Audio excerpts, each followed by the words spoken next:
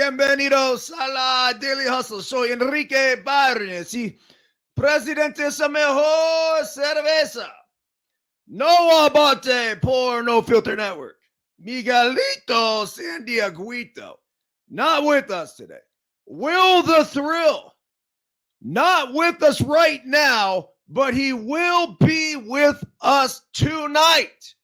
That's right. Thrill texted me last night. He is excited to come back on. He's got all sorts of thoughts about the Dusty Baker hiring by the San Francisco Giants. We will get into that along with all the other MLB hot stove news, rumors, and let's not forget the 2024 Major League Baseball Hall of Fame ballot reveal is going to be, I think, January 24th. So that's just about a week from now.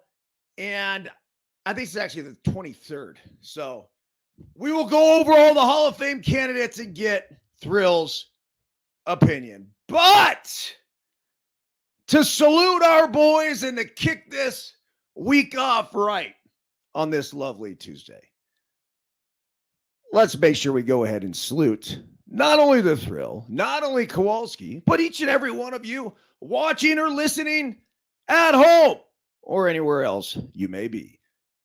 Yes, yes, yes, yes, yes, yes, yes.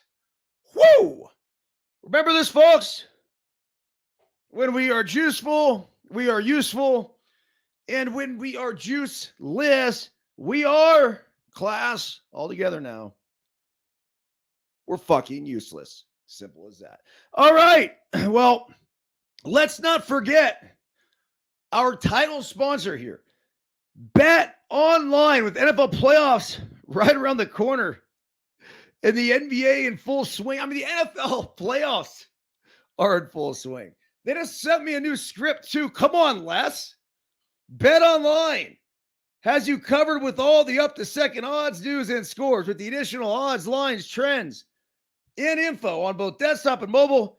You can access the world's best wagering information anywhere at any time. Head there today to get the, let's see here, 50% off welcome bonus. You got to type in BELIEVE, capital BLEAV, and you will get 50% off your first deposit. Bet online, where the game starts. Also, don't forget about our proud sponsors at this one. KT Tape.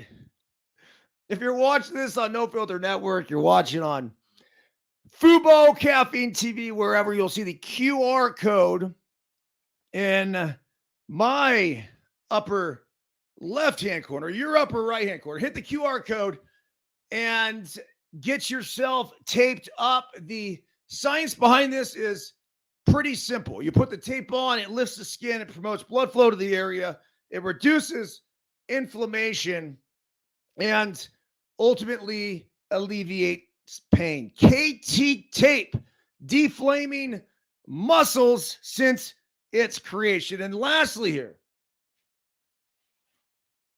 and never least so, we got to get our weed. That's right. Don't worry. We're not getting stupid high here.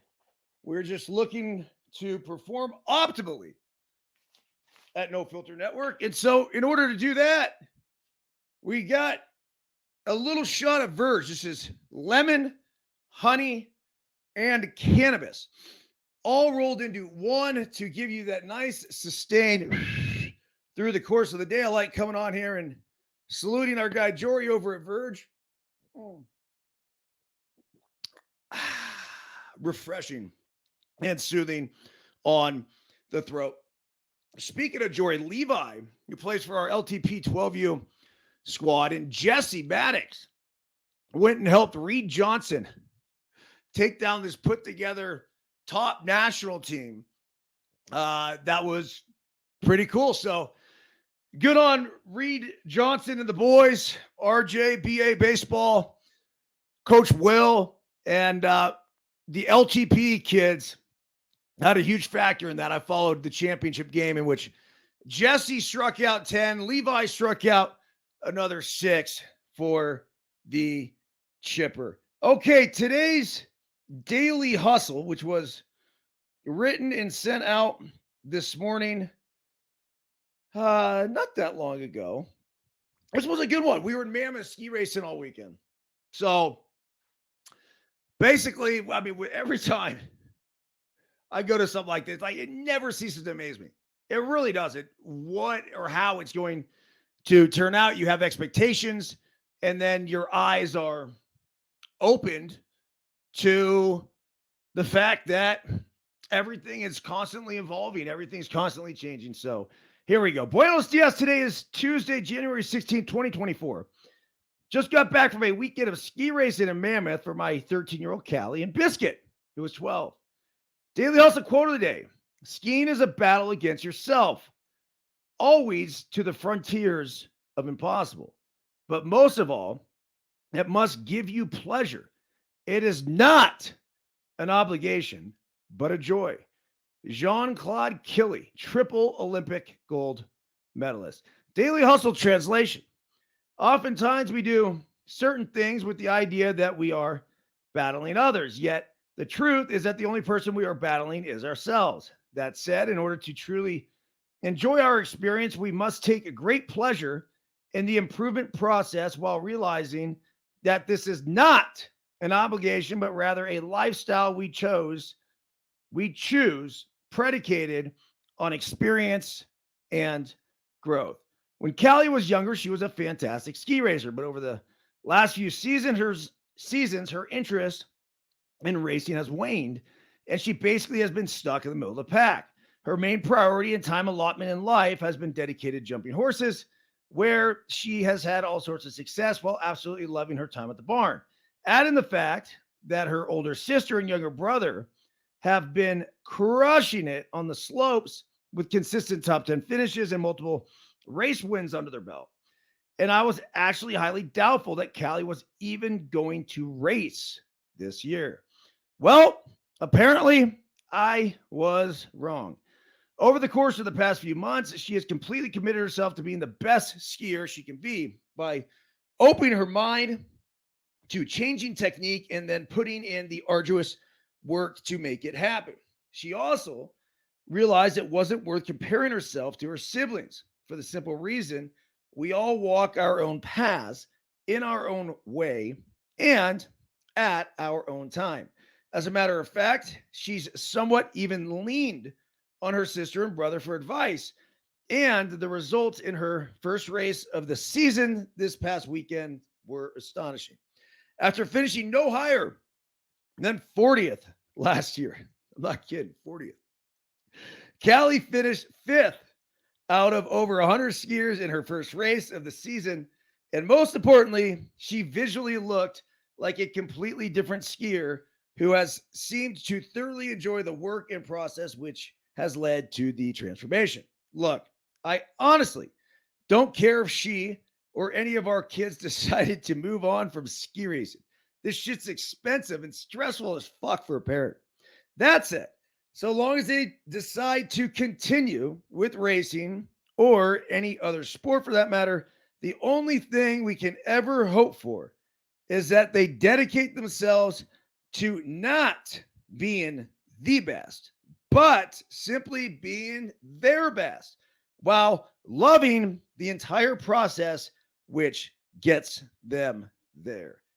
EB. P.S. to pick up a limited edition copy of the brand new Let Them Play book, click the pick below. Officially, the book will not be released until February, but we have a small batch we are selling through ericbyrnes.com. Now, I will tell you, they're going fast. I know we have a few more left. We would have to get the update from Amanda Panda Can of Worms this morning on exactly how many. And then after that, you guys are going to have to order off of Amazon. So go ahead and do what you can. Pick up a copy of that book. I actually read through it. RJ, what's up, man? Congrats to the LTP SoCal 14s, by the way, who took down some tourney this weekend.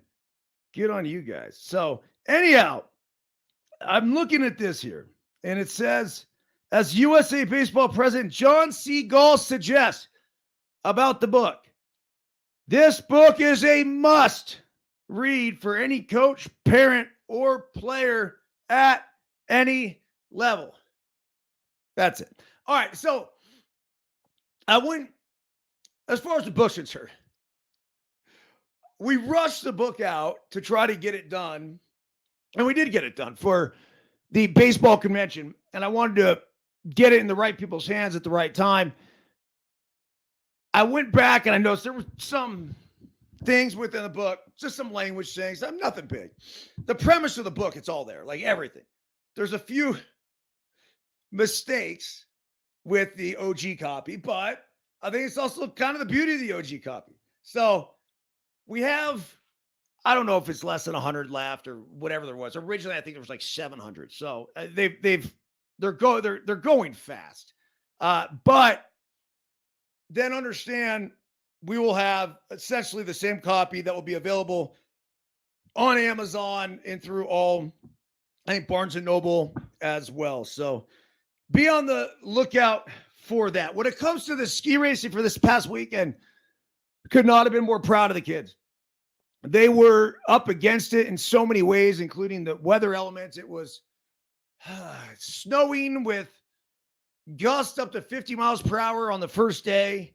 And that was the day, actually, that Callie got fifth and Biscuit won the Hard Charger Award. He started 77th. Think about this. So when you're starting 70 plus, or just even the back of the pack like this, and it's snowing, the snow is accumulating on the ground, right? And it's going to slow you down. And they're going to cause ruts, and it's going to make it really, really difficult. So he went from 77th to 11th after his first run. And then in his second run, he won it. The whole fucking thing. The number one ski racer. And he's skiing a year up. He's a first-year U14, so he's skiing against 12 and 13-year-olds. But he's skiing 1,000 points. He's skiing a year up. And that's why he gets the low start, where the second years who have accumulated points from last season, they have these points, so they're getting much better starts. Well, for him to go out there, make the flip, and then the second run, take that thing down and have the best time, his overall place got all the way up to 8th. And so that's what got him the Hard Charger Award. They do it from where you start to where you end up finishing up. But yeah, it's tough for those first years. It really is. To see, they have to start towards the very back of the pack and then fight their way into it. So that was on, I think, Friday. And then Saturday was a more difficult day. I guess that was Saturday. Yeah, because it went Saturday, Sunday, Monday. So that was Saturday when it was snowing. And then Sunday, they both had good first runs. And then basically, actually, Biscuit on both of his runs slipped out, was able to salvage a 20th out of it, which he went down twice, like 2 different times. One time in his first run, one time in his second run, and then popped back up. One time he had to hike around the thing. Callie ended up straddling a gate, so she was out on the second day. And then the third day was awesome. Biscuit, I think, ended up 6th. He was 6th after the first run, which is incredible too, considering he started about 50th, and then ended up finishing 6th. And then Callie was, I think, 12th yesterday. So just dramatic improvement, though. And that's the only thing is that we can hope for, right? As parents, as coaches, as anybody, is that someone who is willing to put in the work to get better. And then once they put in that work, you really, really hope that they see results. And she's made a commitment to be on the mountain, to, not only compete with, I say her brother and sister, but it's kind of the whole point of the Daily Hustle is that it's not about that. It's about, look, go be your best. And if your best isn't what their best is, who cares? You're not competing against other skiers. If there's anybody you're competing with, it's the Mountain. And I wouldn't recommend competing with the Mountain either. The Mountain's a bad motherfucker. And it's been there a lot longer and will be there longer than us. The quote that I used this morning on the board is, skiing is like a dance, and the Mountain always leads. So just a nice little reminder. All right, let's get into the top news stories for today. This is hot off the press. Breaking news. The University of Arizona has hired Brent Brennan, the San Jose State football coach, to lead the Wildcats after Jedd Fisch bolts for Washington. Arizona has hired San Jose State's Brent Brennan to serve as head football coach, according to 247 Sports. Brennan steps into a role to replace Jedd Fisch, who left to take over at Washington after Kalen DeBoer departed for Alabama following Nick Saban's retirement. Brennan's deal with Arizona is for 5 years. Brennan, 50, was hired as the San Jose State coach in 2017 following a stint as a wide receivers coach at Oregon State. He spent one season in Arizona as a graduate assistant in 2000 and has also had stops in Hawaii and Washington before taking the wide receivers coaching role at Cal Poly in 2001. Brennan has guided San Jose State to a 34-48 overall record during his time leading the program. The Spartans are coming off a 7-6 record in 2023 and concluded the season with a loss to Coastal Carolina in the Hawaiian Bowl.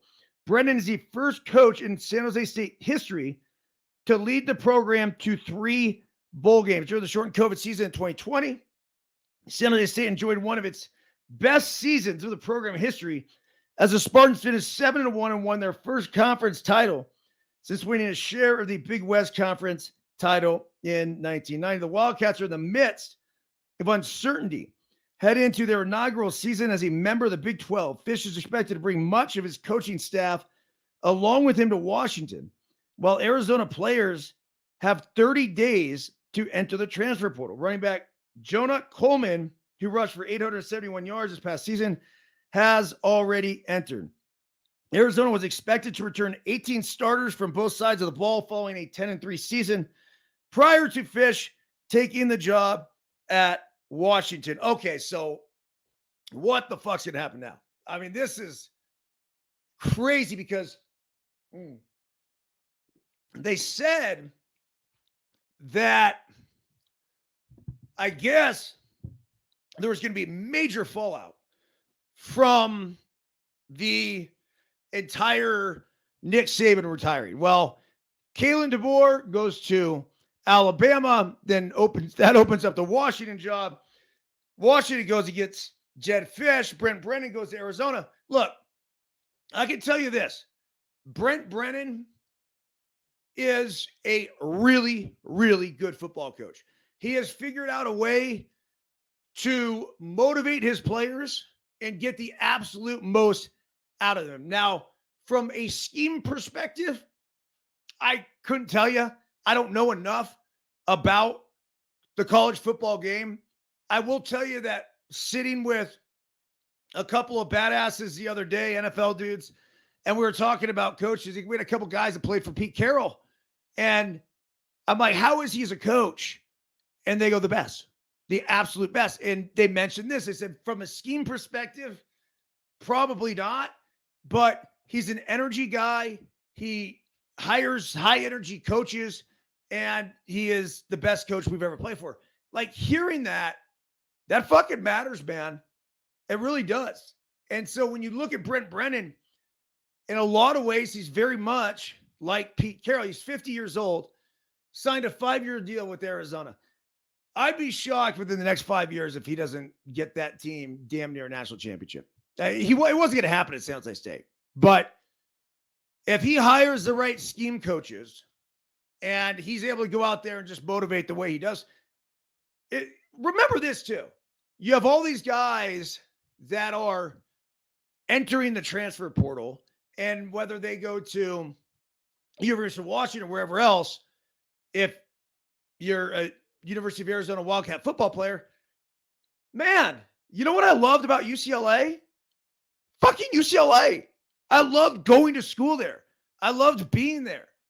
I really enjoyed it. So the thought and idea of having to change schools every year because these coaches are changing, that's a lot, man. I'm not sure I'd want to go. And so if you have a coach like Brent Brennan coming in, who you know is the ultimate players coach, and you're a dude and you're going to be starting, you're going to be playing, I'm not fucking going anywhere. There's zero chance. I'm staying right there in Tucson. So we'll see how many of those guys end up leaving. Okay, the hot stove update for today before we get into the NFL and the Wildcard Weekend with a bunch of shit games. The Blue Jays are front runners in pursuit of a Cuban pitcher. The Yankees, Giants bolster their rotations.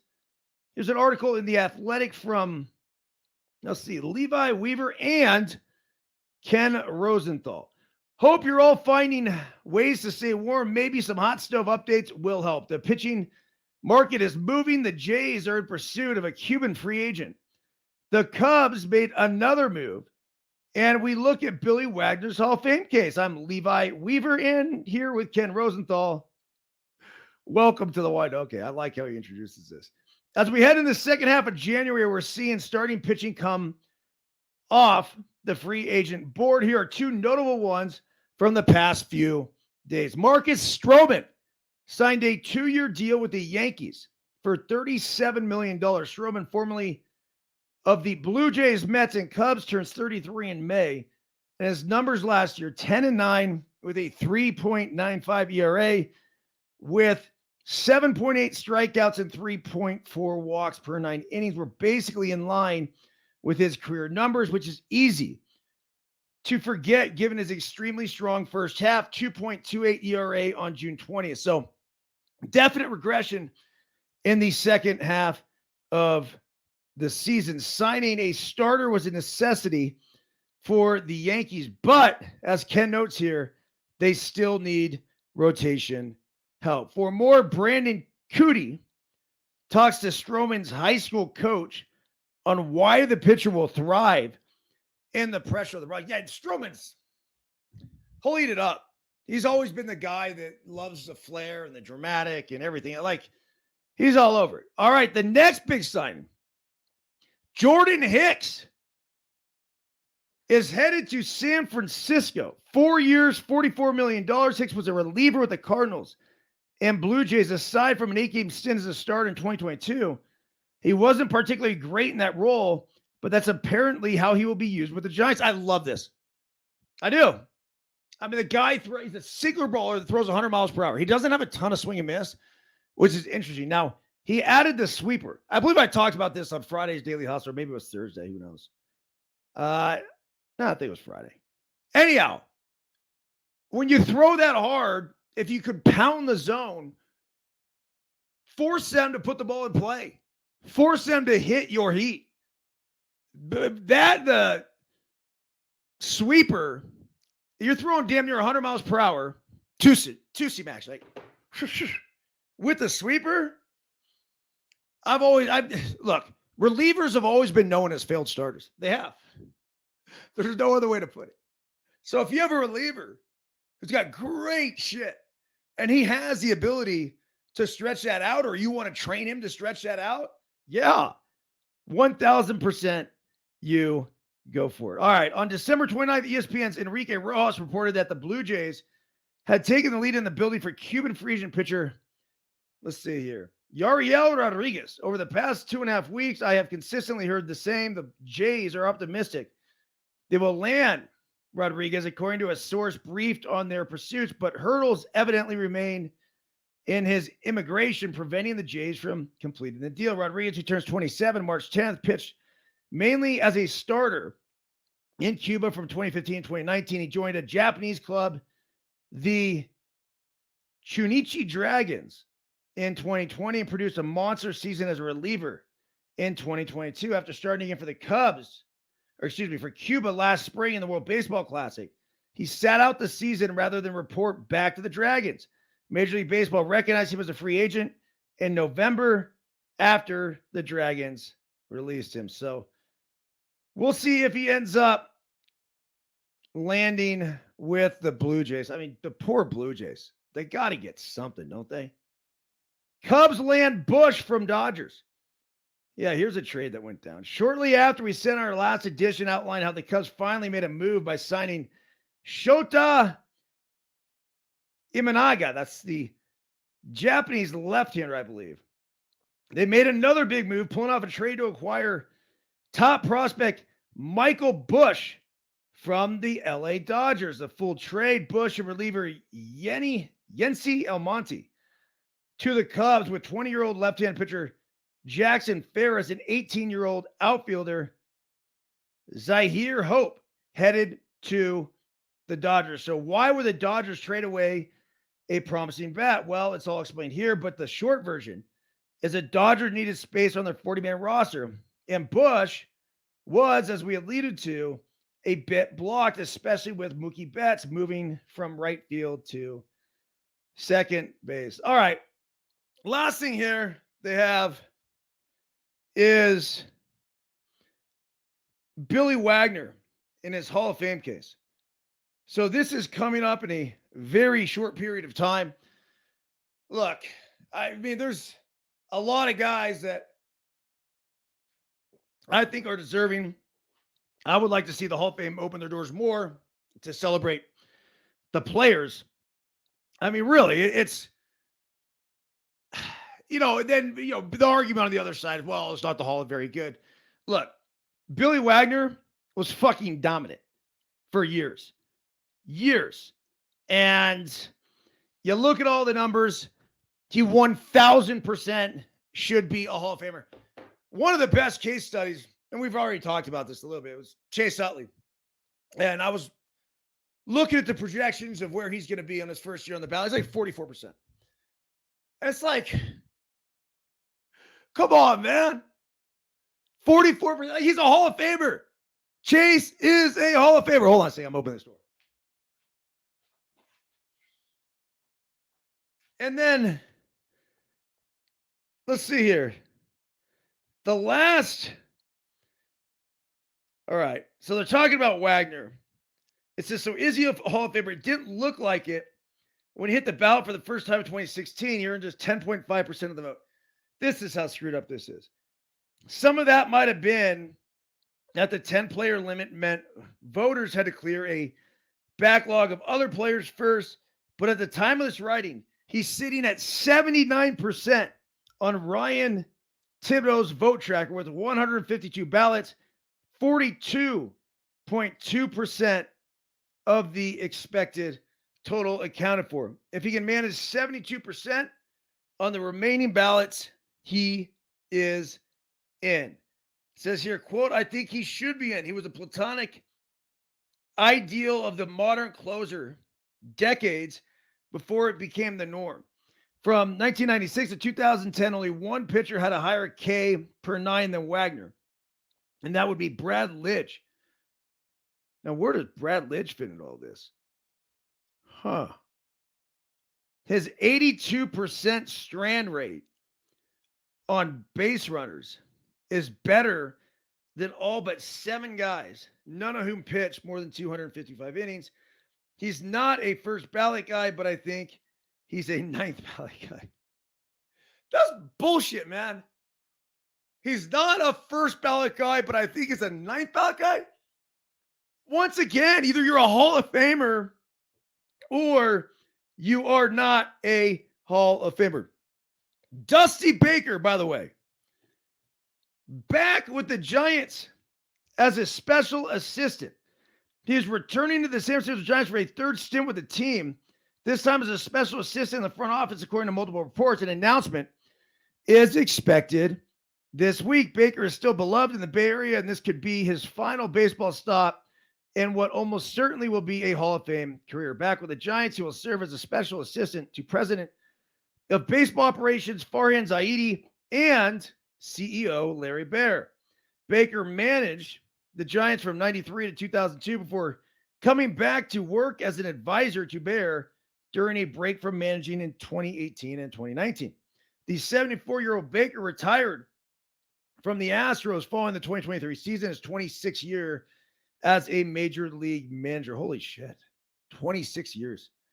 He said then that he still has more to offer to a team and then hoped to take on an advisory role. Baker finally won a long-awaited World Series title as a manager with Houston in 2022. He owns a 2,183 wins, 1,862 career managerial record with the Giants, Cubs, Reds, Nationals, and Astros. This is a slam dunk Hall of Famer, right? I haven't looked at his numbers, whatever, as a player. As a manager, it's just not even questioned. He left the Giants on difficult terms following their World Series loss to the Angels in 2002 and took over as skipper of the Cubs. Still, this new job seems to be a natural fit. Baker repaired his relationships in San Francisco over time. The Giants offered him flexibility to watch son Darren's college games at the University of California, Berkeley. What? No, Darren's out of there, but he's playing pro ball now. He was at Berkeley when I was there a few years back calling those games. Owns a home in Granite Bay outside of Sacramento where he tends to his garden and grows grapes for his own wine. Well, fucking of course he does. He's Dusty Baker. That's what Dusty Baker does. Okay, let's hammer these the wild card weekend. Shit show, 6 games. None of them great. Horrific weekend of betting for the DGs. That's our gambling group. Seriously, not a joke. The DGs, the degenerate gamblers. So we were off on everything. And I just think, look, we had way too high expectations of the Cowboys, way too high expectations of the Eagles. If those guys didn't show their true colors down the stretch, we thought they were going to hit the playoffs and miraculously turn things around. Fucking shame on us. Shame on us. Should have never, ever, ever, ever, ever put our faith into the Cowboys or the Eagles. Came on here when the Eagles were 10-1. You go back and find the clips. And basically made a case as to how and why the Eagles were the worst 10-1 football team in the history of the NFL. The 49ers then proceeded to go in there and kick the living shit out of them. And they never recovered. The problem was that not only did we know that they were one of the worst 10-1 teams ever assembled, but after they got beat down by the Niners, the Eagles do it. All the metrics said that team at that point should have been like 6-5. I'm not kidding. Yet they found ways to win games. They give Nick Sirianni credit, Jalen Hurts credit. There's an art to winning a football game. And they had perfected that art. And they were winning a bunch of football games that, quite frankly, they just shouldn't have been winning. Well, sure enough, it all caught up. All right, here's the 32 takeaways. This is from Nate Davis of USA Today. Try to rip through these as fast as possible. If the NFL script, this is number 1, is going to serve up 5 pretty terrible games, and thank you to the Detroit Lions and Los Angeles Rams for averting the sweep. That's right. That was the one good game. It's going to be a compulsory to retire the, quote, super wild card weekend, despite the league's affinity for it. 1A here. The average margin of victory in this 6-pack of games, and this includes the 1-point victory from the Lions over the Rams, 17.3. Blah. 1B. All the home teams won except the Dallas Cowboys, who hadn't lost in their building all season. This was what I was counting on. And the Cowboys showed flashes of brilliance. But to go out there and get your fucking teeth kicked in the way they did, it's an embarrassment. There's no other way to put it. It really was. So does that mean heads roll? I don't know. Look, I think Jerry Jones is typically a pretty loyal guy and he believes in the squad. Changes need to be made, though.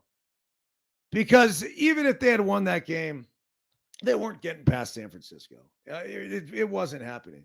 Now, the Packers, they ain't getting past San Francisco either.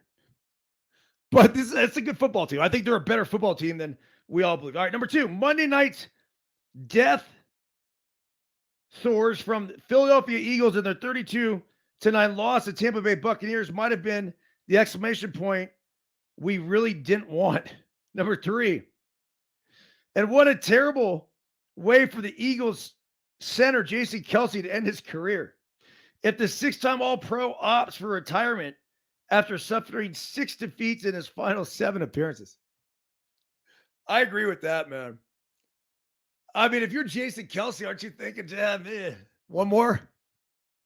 That is not a great way to go out. But look, did I want to go out like I did in Seattle? No, not at all. I mean, jeez. You don't always write your script. Sometimes you live it and then you move the fuck on. So Jason Kelce, happy retirement. All right. But onward, it says. After a weather delay and a massive upset, the divisional round matchups were finally set on Monday. And while the top seeded San Francisco 49ers and Baltimore Ravens will open in the neighborhood of double-digit favorites over the Green Bay Packers and the Houston Texans, respectively, Sunday's games, the Bucs at the Lions and Kansas City Chiefs at the Buffalo Bills project to be enticing pairings. Yeah, those ought to be really good. The Bucs at the Lions. I like the Lions in that one. I don't know what the line is. I did see the early line of the Bills game was 3. I got to imagine the Lions and Bucs has got to be a similar number. Maybe Lions a little bit more. Maybe 4.5, 5. There are only 5 active quarterbacks in the league who have started and won a Super Bowl. The Cleveland Browns, Joe Flacco was 1, but he was on the wrong end of a 45-14 blowout. I didn't see coming either. I mean, you knew that Houston was going to keep that game tight. The Browns were favored on the road, but for the Browns defense to give up the ass like that, I just never thought it was possible. That defensive unit has been great all season, but CJ Stroud absolutely dismantled them. Number 6, Flacco did go down throwing 3 touchdown passes. 1 for his team and 2 for the Texans.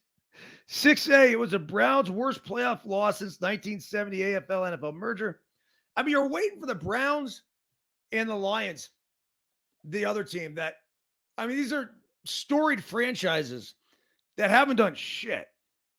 Both teams have never won a Super Bowl.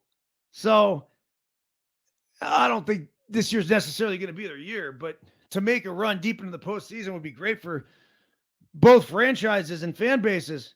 But the Browns just did not pull it off. All right, 7A, it says, however, Sunday's visit to Orchard Park to see the Bills will be Mahomes' first playoff roadie as Casey aims to eliminate Buffalo for the 3rd time in 4 years. Yeah, fuck off.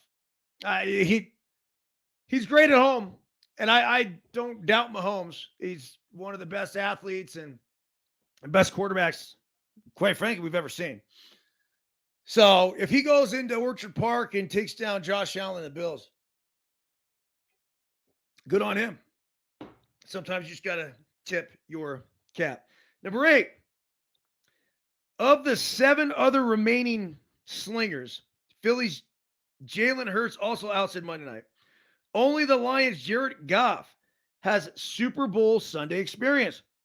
The Bills' Josh Allen and 49ers' Brock Purdy have both reached the conference title round, though very briefly in the latter's case. That's when Purdy got knocked out last year in Philadelphia. Number 9, Bucs QB Baker Mayfield now has as many postseason wins as the Cowboys' Dak Prescott. 2. Number 10, nice little piece of history for Goff. The first quarterback to win a playoff game against a team for whom he previously appeared in the postseason.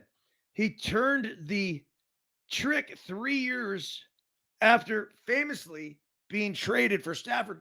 I don't think enough was made of that. And for whatever reason, they kept going to Stafford and asking Stafford about going back to Detroit. And Stafford was very businesslike and whatever. Well, what about Goff? Here was a guy that the Rams traded away. He led them to a Super Bowl. They then traded him away. Stafford goes in there. And he went to fucking Super Bowl. Are you kidding me? For Goff, that was the ultimate redemption. If that's not a slap in the face, like, I don't know what is the fact that we just don't think you're capable of getting the job done. Well, that was huge, huge redemption for Goff to be able to go toe-to-toe with Matthew Stafford and then come out on top. If you weren't rooting for Goff, man, either obviously you're just a sicko Rams fan or you don't have a heart. Because think about what it must have been like to be Jared Goff at home. Here was a team that he had led, that he had already taken to the Super Bowl. He was there. I mean, that was his girl. That was his baby. And then in comes like the new Rico Suave dude.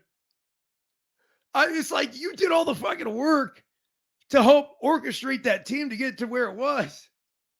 And then Stafford came in the last minute to close the deal. I mean, it's the analogies could go on and on and on and on. But man, all the foreplay was done by Goff. And then here comes Stafford to hammer it home. Yeah, I don't know. I didn't love how that felt even at the time. And, you know, now I'm a Goff fan. Goff's a Bay Area guy. His dad played minor league baseball and Cal guy too. So huge win for Goff. All right, number 11 here.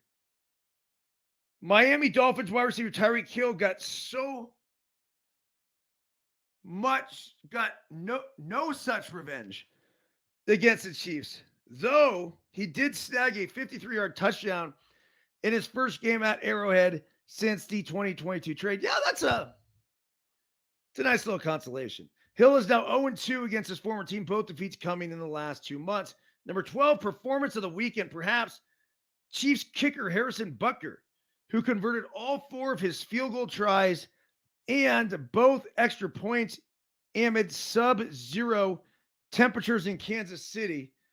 26-7 was the total there with that win. And the quote here from Andy Reid was that it was like kicking a block of ice. You imagine going barefoot in that shit? Rich Karlis, great Denver Broncos legend. I remember him going out barefoot in the snow to kick a game winner for the Broncos back in the 80s. Number 13, and as embarrassing as Dallas's 48-32 defeat to Green Bay was, it only marked the first win for a 7th-seeded playoff team since the field expanded to 14 in 2020. It's kind of shocking. It breaks an 0-6 streak. 13B says including their Super Bowl 45 win over the Pittsburgh Steelers, the Packers are now 6-0 at AT&T Stadium, where Dallas has won 16 in a row, had won 16 in a row before Sunday. That's crazy. I mean, that's 2 crazy stats. The 16 in a row, the fact they won 16 in a row, and the biggest game of the year against a meh team, at least a perceived meh team, the Green Bay Packers. They've been playing better. But you're the Dallas Cowboys. You got to win that fucking game. All right, 15. Absent from the NFC Championship game since the 1995 playoffs. Actually, no, hold on. I skipped 14. The 48 points the Cowboys surrendered were 10 more than their previous playoff wars. 15 is absent from the NFC Championship game since 1995 English here. 1995 playoffs. Dallas becomes the first team to win at least 12 games in 3 consecutive regular seasons to not advance that far at least once during such a stretch of relative success. 15A. Now 1-3 in the postseason with the Cowboys. Rampant speculation as to whether Mike McCarthy will coach a 5th playoff game for America's team, given all the quality replacement options available to owner Jerry Jones. Eagles coach Nick Sirianni could be subject to similar scrutiny despite reaching the playoffs in all 3 of his seasons and not a year removed from coming up just short of Super Bowl 57. But no question, Philadelphia grossly underachieved given its talent. I don't know. Did they? I think they grossly overachieved. 16A. With the Eagles and Cowboys both vanquished, the NFC East will be the only division without representation during the upcoming divisional round. Look, the NFC East at this they weren't who we thought they were. They weren't. 17. Who had the Rams kicker Brett Mayer, whose scattershot leg cost him his job with Dallas last year, lasting longer in the postseason than the Cowboys, if only a few more hours. 18. As if Rams wide receiver Puka Nacua hadn't already had the greatest rookie season ever by a pass catcher. His 105 catches and 1,486 yards, both freshman records, he added to them with a rookie record 181 yards in defeat at Detroit. Picked up Puka Nacua based on a recommendation from Dr. PPR, a.k.a. Henry Markin. And quite honestly, one of the best pickups in the history of fantasy football. Dr. PPR. I applaud you, Hank. 19, Texans quarterback C.J. Stroud became the 4th first-round rookie in the common draft year to win a playoff game, joining Joe Flacco, Ben Roethlisberger, and, ready for this, Mark Sanchez.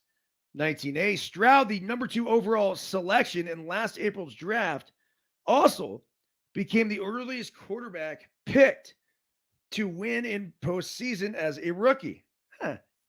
19B, just to put a bow on it, the trail he's blazing at 22 years old, 102 days. At the same time, at 22 years and 102 days old at the time of Houston's win on Saturday, Stroud was 90 days younger than Michael Vick when he notched his first postseason triumph 21 years ago. The long-standing record for greenest QB1 with a playoff victory, Vick, the number 1 pick in the 2001 draft, achieved it in his second NFL campaign. Now, can Stroud do something? He's number 20. Even more remarkable, Houston, one of 4 NFL franchises to never reach the Super Bowl, is the only one that's never appeared in a conference championship game, though the old Oilers did. Next weekend's game in Baltimore will be the 12th playoff appearance in Texas's history and 9th on a Saturday. 22 here, that was 21. Stroud's stats in his victorious postseason debut: 272 yards, 3 touchdowns, and a 157 passer rating, 22-8. I mean, this guy's got 32 fucking things, and he's showing like half these numbers have A's and B's. Packers QB Jordan Love, his stats in his victorious postseason debut: 274 yards, 3 TDs, and a 157 passer rating as well. The Lions have never played on Super Sunday. They and the Browns are the only clubs since the Super Bowl's inception following the 1966 season to never reach it throughout the entire duration. But on Sunday night, the Lions ended the league's longest playoff drought at 32 years by squeezing past the Rams. Now head coach Dan Campbell and company are just 1 win from qualifying for what would only be Detroit's second appearance in the NFC title round. So the Browns, I mentioned it, I know they would never won a Super Bowl, but the Browns and the Lions have never even reached a Super Bowl. The Lions also ended a 9-game postseason losing streak, the longest in NFL history.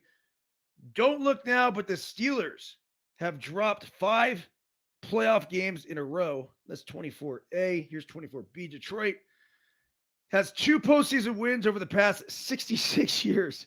Truly amazing. 25. The Lions win means the Dolphins now own the longest drought. There you go, Giuseppe Pepe Manuele. Since their most recent playoff win, which occurred more than 23 years ago. Jeez. The Dolphins? Really? I thought they had a chance in Kansas City. Shame on me. Oddsmakers thought they had a chance too. On the line was like 4.5, 5. 26, run the ball. The Eagles 42 rushing yards in Monday's defeat at Tampa represented the team's lowest total of the 2023 season. 27, Monday was the 4th time the Buffalo Bills and Pittsburgh Steelers met in the playoffs. A winner in each of 3 previous matchups eventually advanced to the Super Bowl. How about that? Now it was the Steelers. Even though they have yet to oppose each other in the AFC Championship game. So congratulations, Bills. That could be worth laying some action on. The Steelers are now 1-11 without outside linebacker TJ Watt. Since he entered the league in 2017, he missed Monday's loss with a knee injury, 29. Monday was Mike Tomlin's first game as the NFL's longest tenured head coach. But amid an NBC report that will weigh his options, he wanted nothing to do with questions regarding his future. The man who's coached the Steelers since 2007 is under contract for 1 more year following Pittsburgh's loss. I love the fact, and there's franchises that do this. The Pittsburgh Steelers are obviously one. You had Chuck Noll, you had Bill Cowher, and you've had Mike Tomlin. And I don't think I missed anybody. There's something to be said for the longevity of the guy at the helm. I think it is a great representation of ownership and commitment and just awesome. All right. Speaking of tenure, Bill Belichick and the Atlanta Falcons made a little news on Monday night. 30. If Tomlin is not in the Steel City next season, Baltimore's John Harbaugh would become the dean of NFL head coaches. 31. While his brother Jim might well be among the newbies once again. 32. This is the final one here. Oh, sorry for being a little long-winded. It's a good article, though. There is still one Kelsey left in this postseason, Chiefs tight end Travis. So, the biggest questions moving forward, will anyone in Bills Mafia surrender their suite to Taylor Swift next weekend? And what might she be wearing? You won't even have to subscribe to Peacock to find out. I don't think there's any chance. Now, I know Bills Mafia, and this is what they will do because they took Giuseppe Pepe Manuele. Mr. Busey and the Busey brothers have a suite in Buffalo. Boys, we got to get Taylor in the suite. You get Taylor in the suite, I'm canceling my trip to Mexico. I'm going on a pickleball vacay next weekend. But Joe Sr., Joe Jr., Johnny, you guys get Taylor in the suite. I'm all in. I'm flying to Buffalo. Those suites are hard to get. A lot of them just not even an option. I got to imagine, though, and this is where I think she'll get it. Kansas City ownership will have a suite. So even if it's just Taylor and a friend or Taylor and the Kelsey family, they can bring in whoever the fuck they want. And I've also got to believe that that's pretty much where she's been going with all. Did you see her entrances and her exits and under the tunnel? But it's just so great for Kansas City in general to have her around and being a part of it. And for those who say it's a distraction, just shut up. Look, Travis is a professional. Obviously, Taylor Swift is beyond a professional. It's good for the sport. And you could talk about the sideshow and everything else. I don't want to hear it. I just don't. When you have somebody that is an international superstar, one of the biggest superstars of our generation, probably the biggest, if you consider Michael Jackson the generation before, Elvis Presley before that. She's that status. When you have someone that big getting behind your product, if you're Roger Goodell, if you're the owners of the Chiefs, if you're anybody involved within football, you want to support this every way possible. And so on that note, I don't even have the suite, but I have friends that have a suite in Buffalo. So Taylor, on behalf of the Buseys, the suite's yours. But we're going to be there.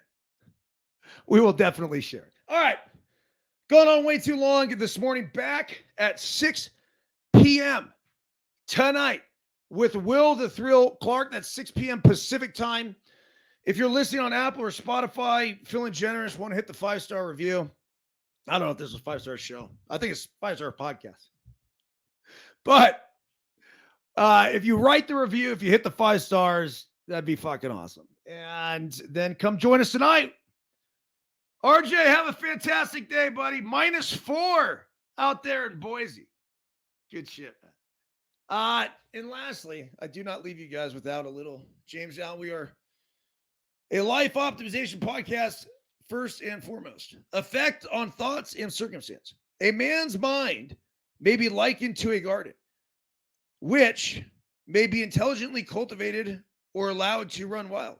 But whether cultivated or neglected, it must and will bring forth. If no useful seeds are put into it, then an abundance of useless weed seeds will fall therein and will continue to produce their kind. Bottom line, feed the mind and plant the great seeds today. That's it. See ya!